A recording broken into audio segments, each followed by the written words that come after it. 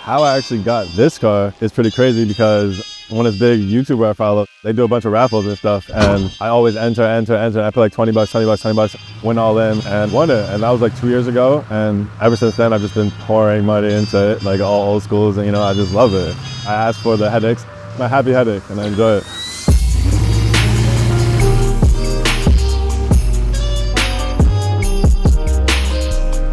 I drive a 1987 Chevy Caprice, also known as Box Chevy, LS Brougham. It's just my baby. I don't daily drive it, but I daily wash it.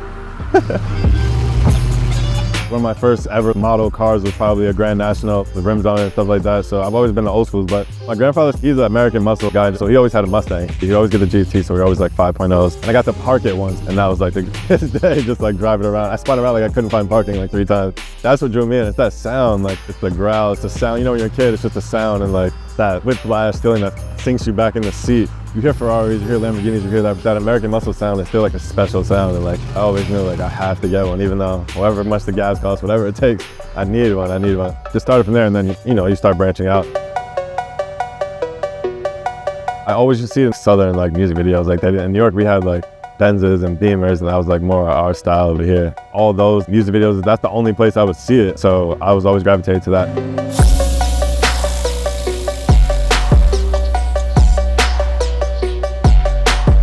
One of this big YouTuber I follow, they do a bunch of raffles and stuff, and for like 2 or 3 years, I was just putting $20, just kind of basically wasting money because the odds are so low at that point. 2 years ago, I was just like finally like, this is it, like I'm done, this is the last time. So I put like $1,000 in, and that was it.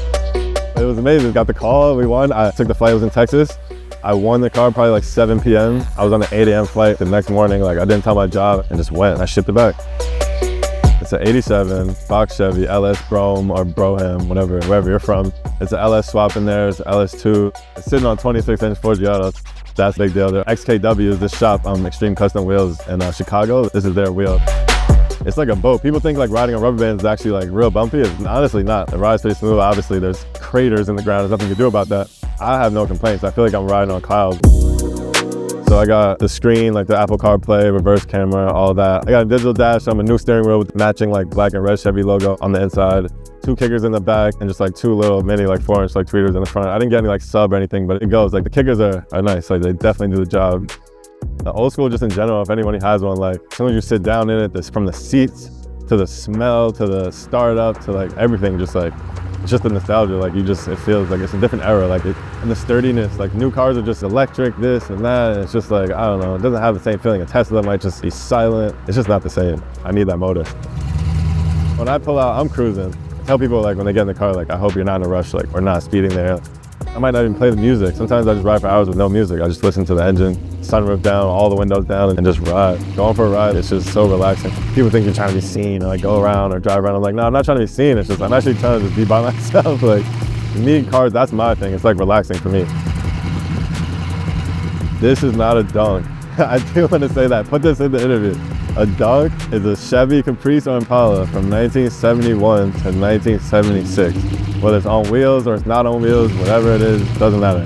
Those are the years, those are the options. This is a Box Chevy, it's not a donk like everybody asks me, thinks it is.